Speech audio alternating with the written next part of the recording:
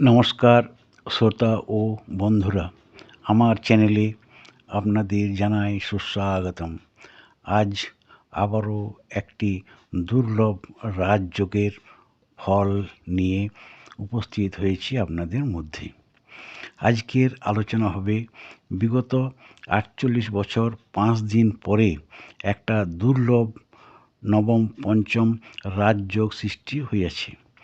অর্থাৎ গত 23শে ডিসেম্বর 1976 রাত্রি 1:46 মঙ্গল গ্রহটি বৃশ্চিক রাশি ত্যাগ করে মিত্র রাশি ধনু রাশিতে অবস্থান করিয়াছিলেন এবং দেবগুরু বৃহস্পতি মিত্র রাশি মেষ রাশিতে অবস্থান করিয়াছিলেন। অর্থাৎ সেই সময় ধনু রাশিতে মঙ্গল রবির সহিত ধনুরাশিতে যুক্ত ছিলেন। এখানে দেখা যাচ্ছে বৃহস্পতি মেষে মঙ্গলের গৃহে অবস্থান করিয়াছিলেন এবং মঙ্গল ধনুরাশিতে বৃহস্পতি ও মঙ্গলের ক্ষেত্র মণিময় যোগ হয়েছিল। এটিতে নবম পঞ্চম যোগ সূচিত হয়েছিল।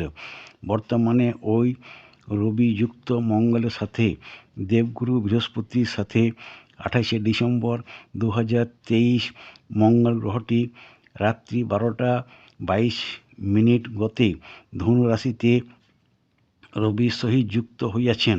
অর্থাৎ বিগত ৪৮ বছর ৫ দিন পর 2024 সালটিতে পুনঃ বৃহস্পতি আগামী 1 মে 2024 পর্যন্ত অবস্থান করিবেন ও মঙ্গল রবির সহিত যুক্ত হয়ে 2024 সালটিতে নবম পঞ্চম দুর্লভ যোগটি ৪৮ বছর পরে আবার এই যোগটি হইবে।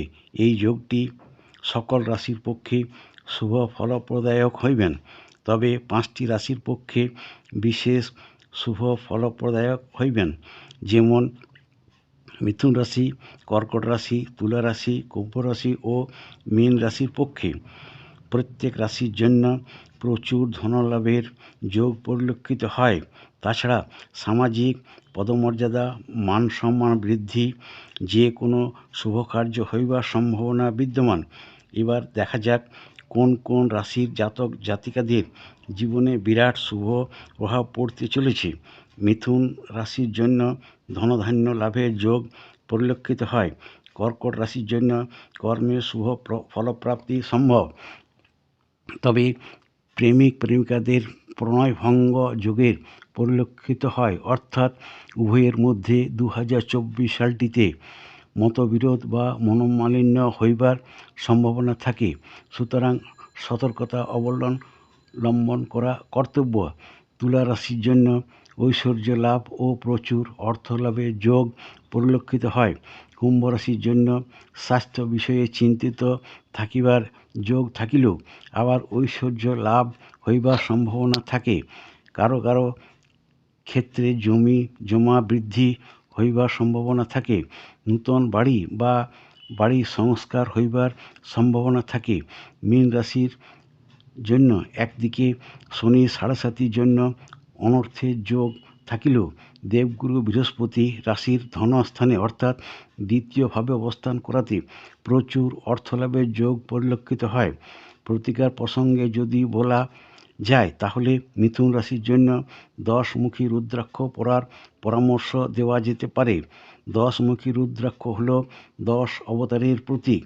এটি ভগবান বিষ্ণু, যিনি রক্ষক, এটি পরিধান করে কঠিন সময় কাটিয়ে উঠতে সাহায্য করে থাকে এবং পরিবার সুরক্ষিত রাখে। এক প্রকার নিশ্চিত বলা যেতে পারে এটি নিরাপত্তার অনুভূতি তৈরি করে এবং সমস্যাগুলো থামিয়ে দিতে সাহায্য করে। রাজনৈতিক জীবনে সম্মান বৃদ্ধি পায়। এটি 9টি গ্রহকে শান্ত রাখে। কর্কট রাশির জন্য 8মুখী রুদ্রাক্ষ পরার পরামর্শ দেওয়া যেতে পারে। এটি পরিধানকারীকে সমস্ত ঋদ্ধি, প্রাপ্তি ও সিদ্ধি দেয়, মানসিক অবস্থার পরিবর্তন করে থাকে। এটি 8 দিক থেকে সদ্ভাব অর্জন করতে সাহায্য করে থাকে। এটি শত্রুর বিরুদ্ধে জয়লাভ করতে সাহায্য করে থাকে। এটি পরিধানকারীর পথে বাধা দূর করে থাকে এবং পেশাদার হিসেবে সাফল্য নিশ্চিত করতে পারে। এই রুদ্রাক্ষ রাহুর ক্ষতিকর প্রভাব নিরাময় করে থাকে। তুলা রাশির জন্য 7মুখী রুদ্রাক্ষ পরা যেতে পারে। কুম্ভ রাশির জন্য 2মুখী যুক্ত 13মুখী রুদ্রাক্ষ পরা যেতে পারে। মীন রাশির জন্য গৌরীশঙ্কর রুদ্রাক্ষ পরার পরামর্শ দেওয়া যেতে পারে। প্রতিকার প্রসঙ্গে লিখলাম, তবে নিকটস্থ কোনো জ্যোতিষের পরামর্শ নিয়ে ধারণ করে দেখতে পারেন। যাই হোক, আজকের নবম পঞ্চম দুর্লভ রাজযোগের আলোচনা এ পর্যন্তই। যদি ভালো লেগে থাকে তাহলে অবশ্যই একটা লাইক দেবেন এবং আপনাদের সকল বন্ধু ও প্রিয়জনদের এই ভিডিওটি শেয়ার করে দেবেন, যাতে তারা এই ভিডিওটি থেকে উপকার লাভ করতে পারেন। এবং যারা আমার চ্যানেলে নূতন রয়েছেন তারা যদি উপকৃত হয়ে থাকেন, এই ভিডিওটিকে অবশ্যই একটা সাবস্ক্রাইব করে দেবেন এবং পাশে থাকা বেল আইকনটি ক্লিক করে রাখবেন।